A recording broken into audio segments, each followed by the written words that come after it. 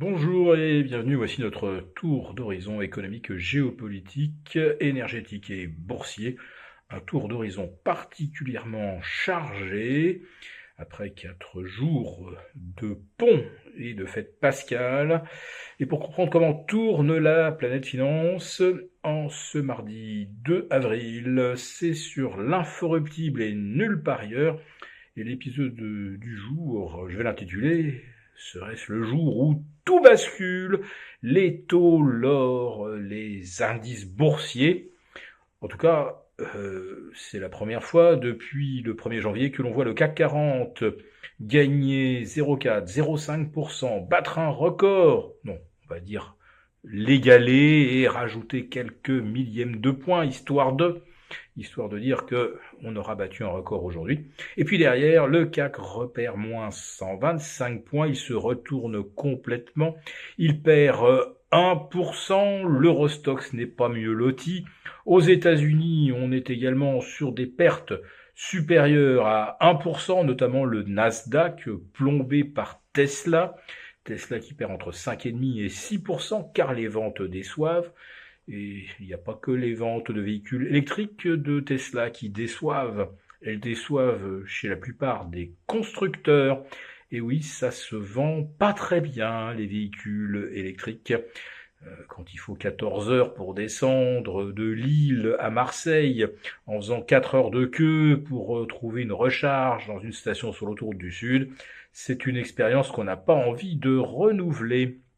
Bien, mais en revenons-en au basculement que j'évoquais, donc le CAC 40, voilà, passé de 8250 à 8125, ça fait quand même, on va dire, un petit peu mal aux pattes.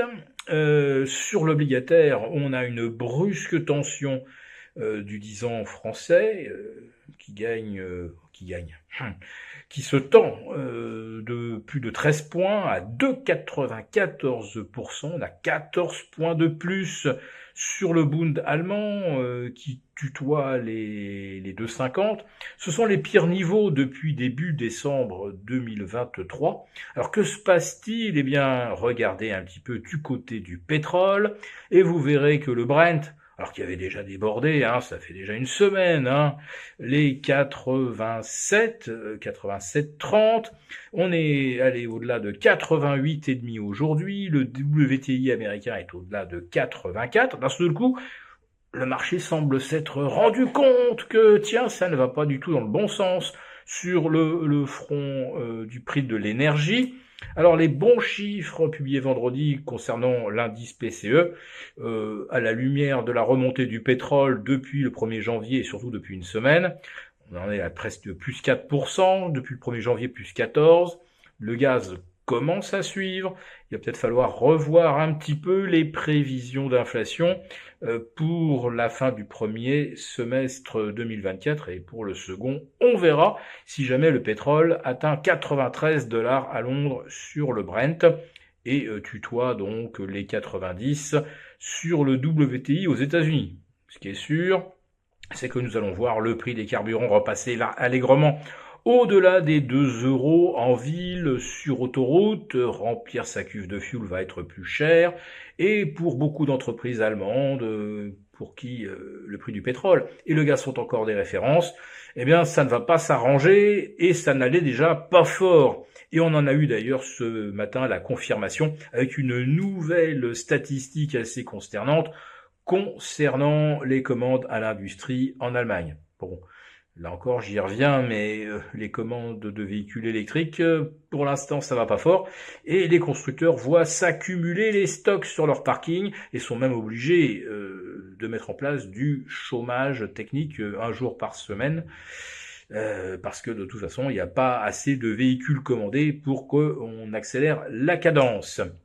Donc je vous parlais de ce basculement des actions du marché obligataire. J'ai évoqué bien sûr le pétrole. Eh bien l'or, quant à lui, c'est le seul qui ne bascule pas, figurez-vous. Le voici au-delà de 2260 dollars. Il a donc pris maintenant presque 10% depuis le franchissement des 2070. Et vous remarquerez qu'il n'y a pas eu un seul retracement, l'or n'est jamais revenu en dessous des 2100, il progresse, alors que les taux en font autant. Bien sûr, vous avez des économistes orthodoxes qui vous diront mais oui, si les rendements obligataires continuent de progresser, l'or va forcément s'arrêter, il va forcément subir une correction, c'est quelque chose de mécanique. Ouais, sauf que la mécanique aujourd'hui, il faut quand même la corriger des perspectives d'inflation et surtout de refinancement des dettes. Elles sont colossales partout et en France, on en est donc à 5,5% de déficit budgétaire. Il faudrait trouver 30 milliards d'économies dès cette année, 30 milliards supplémentaires en 2025 et en 2025, et dans 2026, on va pas les trouver. Et s'il faut rassurer nos créanciers en augmentant les taxes, les impôts, etc., on va littéralement coller notre croissance dans le platane. Il y aura plus de croissance du tout. Plus de croissance égale moins de recettes fiscales, égale encore plus d'émissions obligataires. Et là, il n'y a pas 36 solutions. Soit BlackRock nous fait encore confiance, soit il faut que la BCE monétise notre dette purement et simplement.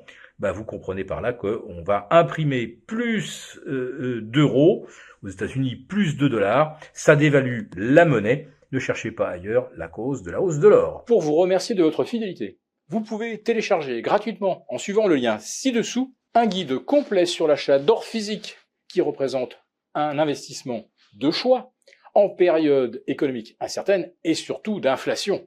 N'oublions pas que depuis un an, l'or a gagné 12%. Merci et à bientôt. Merci beaucoup d'avoir regardé cette vidéo. N'hésitez pas à réagir dans les commentaires ou à liker et partager cette vidéo si le contenu vous a plu.